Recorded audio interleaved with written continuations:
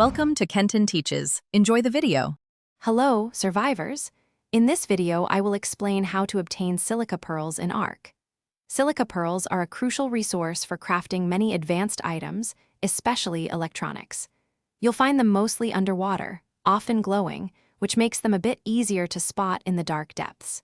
They are a key component for late-game progression, enabling you to build sophisticated structures and gear. Understanding where and how to gather them efficiently will significantly boost your survival capabilities. Silica pearls are predominantly found in aquatic environments. Your best bet is to explore the ocean floor and delve into underwater caves, where they often appear in clusters or within clams.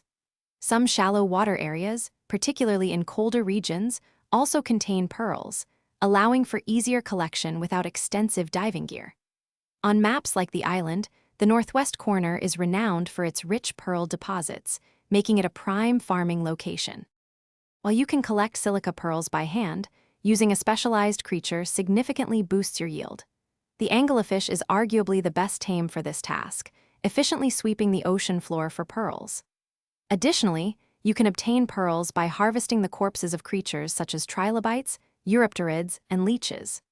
Don't forget to check giant beaver dams, as they sometimes contain a few pearls, offering another opportunistic gathering method.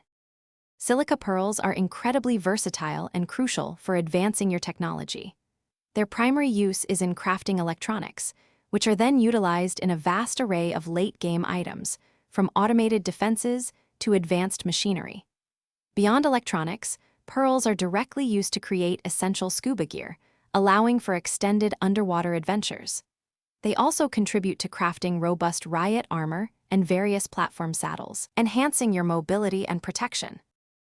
Thanks for watching. Please subscribe if this video was helpful.